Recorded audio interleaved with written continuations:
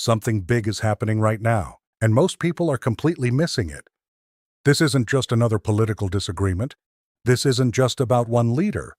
This is something much deeper. Around the world, countries that were once tightly aligned with the United States are starting to make decisions on their own, quietly, strategically, and in some cases, very boldly. The question is, are we witnessing temporary tension or the beginning of a completely new global order? Let's break it down. The shift no one can ignore. For decades, the global system worked in a very predictable way. The United States led, allies followed. Major decisions, especially around security, trade, and conflict, were coordinated through Washington. But right now, that pattern is starting to crack. Not loudly, not dramatically, but in ways that are impossible to ignore. Instead of waiting for direction, countries are acting independently. Instead of aligning automatically, they're negotiating directly, even with rivals. And the most interesting part? They're doing it while tensions are rising, not falling. Why the Strait of Hormuz matters. Let's talk about one of the most important places in the world right now, the Strait of Hormuz. At first glance, it might look like just another narrow stretch of water on the map, but in reality, it's one of the most critical choke points in the global economy. Every single day, a massive percentage of the world's oil supply passes through this route. We're talking about energy that powers entire countries, fuel for transportation, electricity, industries, and daily life. So when something affects this one location, it doesn't stay local. It becomes global, very quickly. Think about it like a highway. If traffic slows down on a small street, it's not a big deal. But if one of the world's busiest highways gets blocked or restricted, everything backs up. Prices go up, delays increase, and suddenly, everyone is affected, even those far away from the problem. That's exactly how the Strait of Hormuz works. Now imagine a situation where access to this route becomes uncertain, not completely closed, but unpredictable, unstable, where ships aren't fully sure what to expect, where governments don't fully agree on how to respond. That uncertainty alone is enough to shake global markets. Oil prices don't just reflect supply, they reflect risk. And when risk increases, so do prices. That means higher fuel costs, higher transportation costs, and eventually higher prices for everyday goods. So this isn't just about geopolitics. It directly impacts ordinary people around the world. Now here's where things get even more interesting. When major powers don't agree on how to handle a situation like this, when there's no clear unified strategy, countries don't just sit back and wait. They start looking for alternatives. Because waiting comes with a cost. Economic pressure, energy insecurity, political risk. So instead of relying on a single coordinated approach, some nations begin exploring their own solutions. And in many cases, that means direct communication with regional powers. Not through alliances, not through large international frameworks, but one-on-one. Country to country. This is what we call bilateral engagement, and it's becoming more common in moments like this because it gives countries more control over their own outcomes. They don't have to depend on slow negotiations or uncertain decisions made by others. They can act quickly, secure their interests, and reduce their exposure to risk. But this shift also changes something deeper. It changes who controls access and who sets the rules. Because when multiple countries start making their own arrangements, instead of following a shared system, the balance of power begins to shift. Control becomes more distributed, more flexible, less predictable. And that's why what's happening around the Strait of Hormuz right now isn't just about oil. It's about influence, it's about strategy, and it's about how the world is learning to operate differently, in real time. The rise of bilateral deals. Here's where things get even more interesting. Instead of relying heavily on large alliances or slow-moving international frameworks, countries are increasingly turning toward bilateral deals. One country to another, direct, focused, fast. And this shift isn't random, it's strategic. Because in today's environment, where uncertainty is high and situations change rapidly, governments don't always have the luxury of waiting.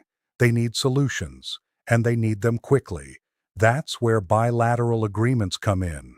They offer something that large alliances often struggle to provide: flexibility, speed, and most importantly, control. Think about how traditional alliances work. You have multiple countries involved, different interests, different priorities, different political pressures. So when a decision needs to be made, it takes time. There are meetings, negotiations, compromises, sometimes delays. And in stable times, that system works. But in moments of tension or crisis, it can become a limitation. Now compare that to a one-on-one negotiation. Two countries, one shared objective, clear communication, faster outcomes. There's less complexity, less delay, and fewer conflicting interests to manage. So decisions can be made more efficiently. And in times of uncertainty, that speed becomes incredibly valuable, because delays can be costly, economically, politically, even strategically. This is why we're seeing more countries move in this direction, especially in areas like energy, trade, and security. When supply chains are at risk, when access to resources becomes uncertain, or when geopolitical tensions rise, countries don't want to leave their future in someone else's hands. They want certainty, they want guarantees, and bilateral deals can provide that. They allow governments to secure what they need, on their own terms, without waiting for broader consensus. But here's the bigger picture. When countries begin making these kinds of independent agreements, especially in sensitive areas like energy routes or defense cooperation, it sends a powerful signal. It tells the world that the traditional way of doing things is evolving, that global coordination is no longer the only path forward, and that nations are becoming more comfortable acting independently when their interests are on the line. This doesn't mean alliances are disappearing. They still matter. They still play a major role in global stability, but they are no longer the only option. And in some cases, they are no longer the first option. Instead, countries are building parallel strategies, maintaining alliances, while also creating direct relationships that give them more flexibility, more security, and more control over outcomes. And that leads to one very important conclusion. When nations start prioritizing direct agreements over collective decisions, it signals something bigger than just strategy. It signals a shift in mindset, a shift in how power is exercised, a shift in how decisions are made. They're no longer waiting for permission. They're taking initiative, acting independently, and shaping outcomes on their own terms. And in today's rapidly changing world, that shift could redefine how global relationships work for years to come. Section 4. Allies start re-evaluating. 9 Bas 12 Caius. Now let's talk about something even more important than strategy or geography: trust. Because at the core of every alliance, every partnership, every long-term agreement between nations, there's one thing holding it all together: confidence in each other. Alliances aren't just built on shared interests. They're built on consistency, on predictability, on the belief that when things get difficult, your partner will still be there. But what happens when that confidence starts to weaken, not collapse, not disappear overnight, but slowly, quietly, begin to fade? That's when things start to change. Because in today's world, policies can shift quickly, leadership priorities can evolve, and global situations can force governments to make unexpected decisions. So when countries begin to notice these shifts, they naturally start asking tougher, more strategic questions. Questions like, can we rely on this partnership long-term? Will support still be there when we need it most? What happens if priorities suddenly change again? And perhaps the most important one, do we have a backup plan? These are not emotional questions. They're practical, they're strategic, and they're exactly the kind of questions governments are expected to ask to protect their national interests. Now here's the key point. When those questions don't have clear, confident answers, Countries don't just ignore the uncertainty. They respond to it, not dramatically, not publicly, but methodically, carefully. They begin exploring alternatives, not because they want to abandon existing alliances, but because they want to reduce risk. This doesn't mean alliances suddenly fall apart. Far from it. Most partnerships remain in place. Diplomatic ties continue. Cooperation continues. But something subtle begins beneath the surface. Re-evaluation. A quiet reassessment of how much reliance is placed on any single partner. And we're already seeing signs of this shift across multiple areas.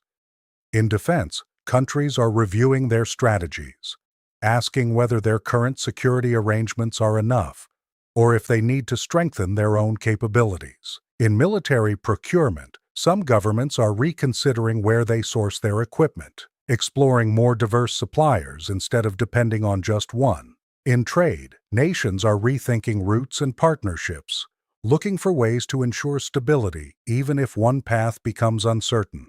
And in energy security, arguably one of the most critical areas, countries are actively working to diversify supply sources so that disruptions in one region don't create nationwide problems.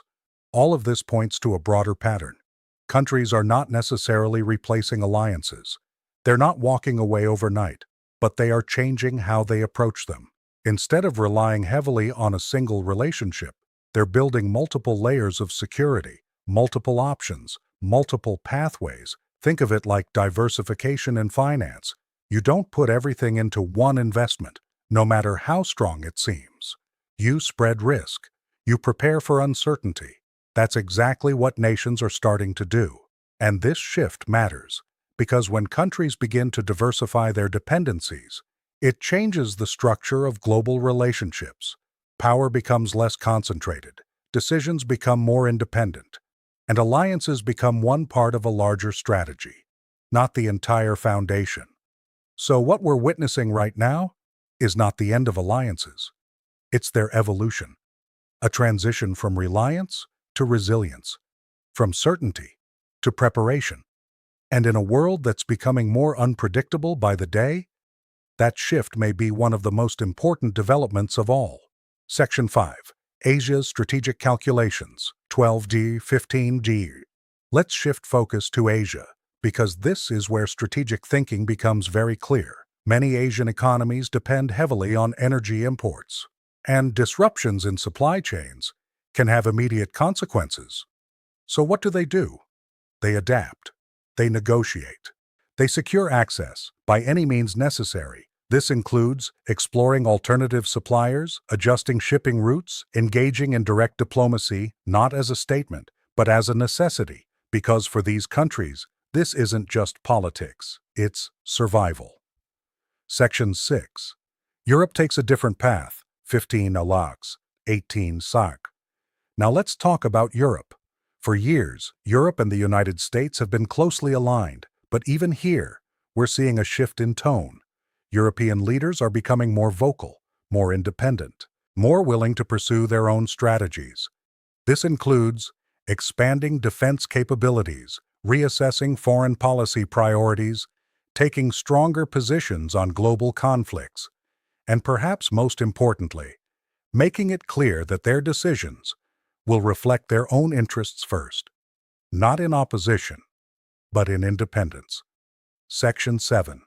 The multipolar world is here, 18 Sud 21 Sir. All of this points to one major reality. We are no longer in a single-power world. We are entering a multipolar era. That means multiple centers of influence, multiple decision-makers, multiple strategies happening at the same time.